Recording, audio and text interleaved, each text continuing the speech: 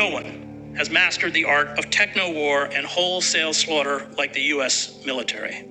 When atrocities leak out, such as the My Lai massacre of Vietnamese civilians or the prisoners in Abu Ghraib, the press does its duty by branding them aberrations.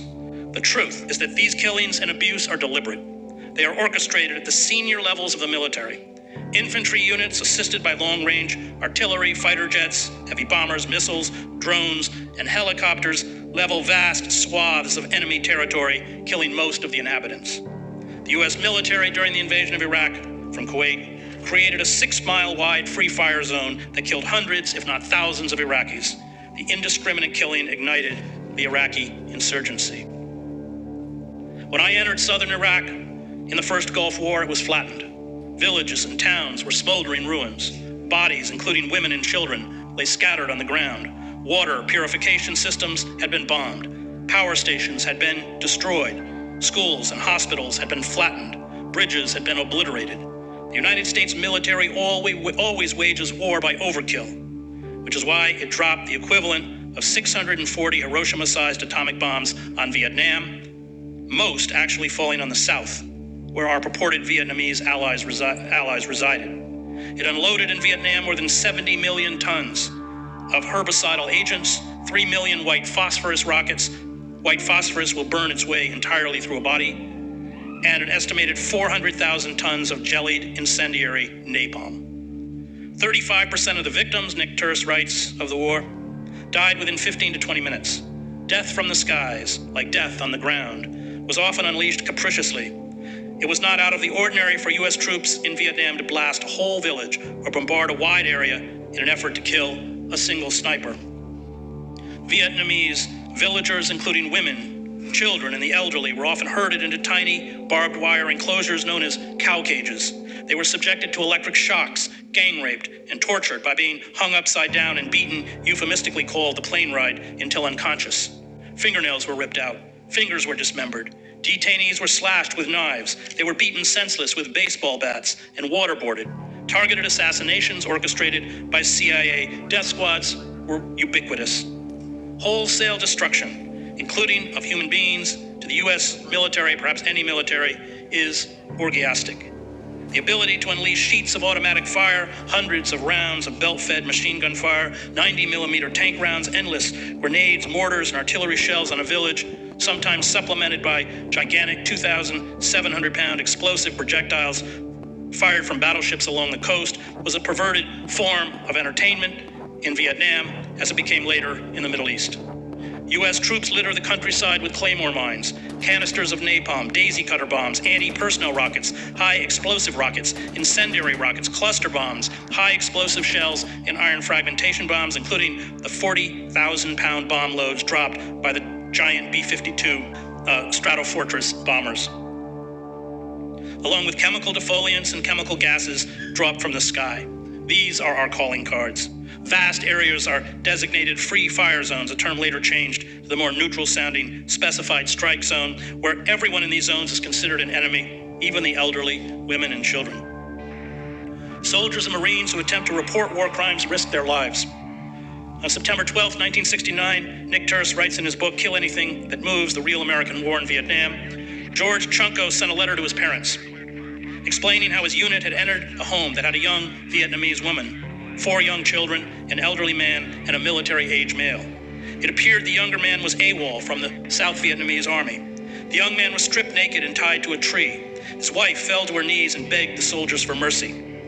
The prisoner, Chunko wrote, was ridiculed, slapped around, and had mud rubbed into his face. He was then executed. A day after he wrote the letter, Chunko was killed.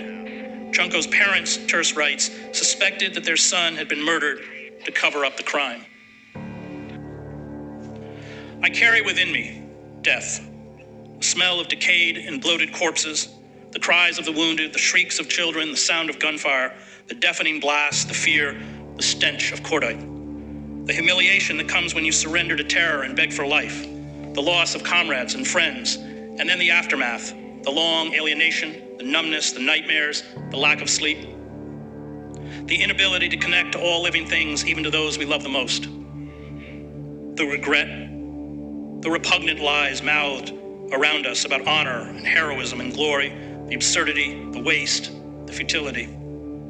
It is only the broken and the maimed that know war. And we ask for forgiveness. We seek redemption. We carry on our back this awful cross of death, for the essence of war is death, and the weight of it digs into our shoulders and eats away at our souls. We drag it through life, up hills and down hills, along the roads, into the most intimate recesses of our lives. It never leaves us. Those who know us best know that there is something unspeakable and evil many of us harbor within us. This evil is intimate, it is personal, we do not speak its name. It is the evil of things done and things left undone. It is the evil of war.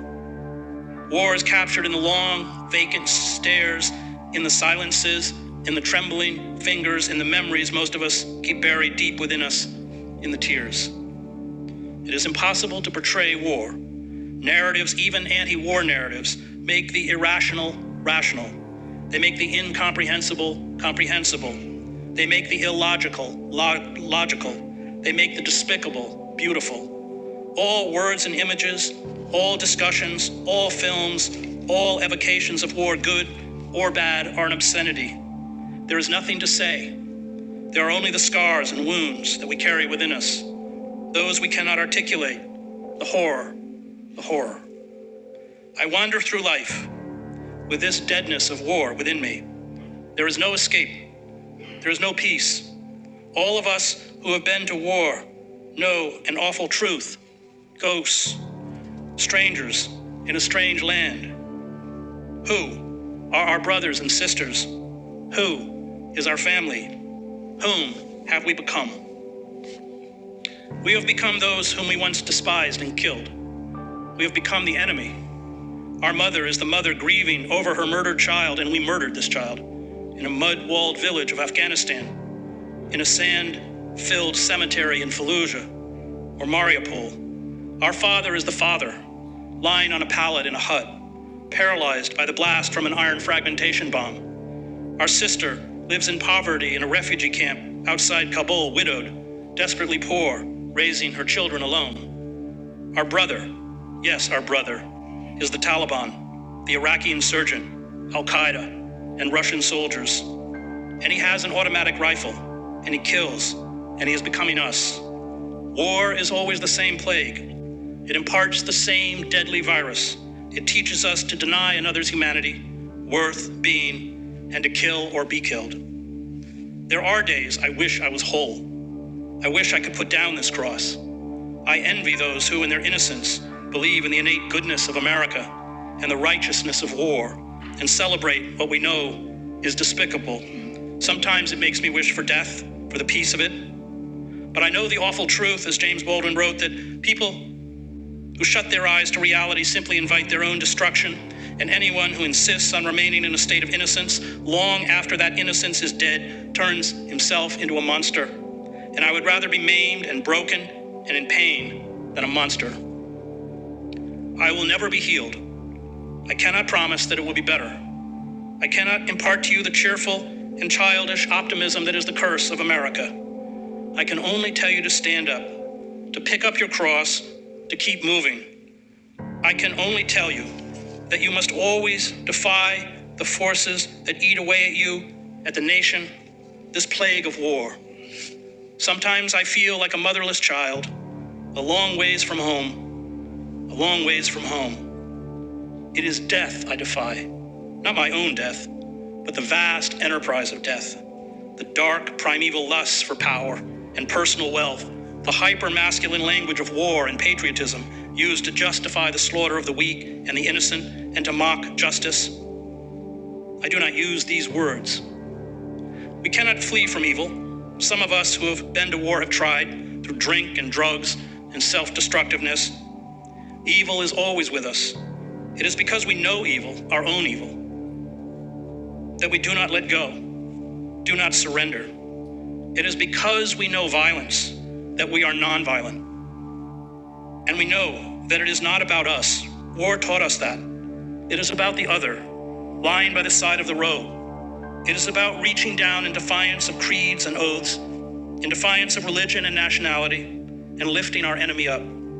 All acts of healing and love and the defiance of war is an affirmation of love. Allow us to shout out to the vast powers of the universe that however broken we are not helpless. However much we despair, we are not without hope. However weak we feel, we will always, always, always resist. Thank you.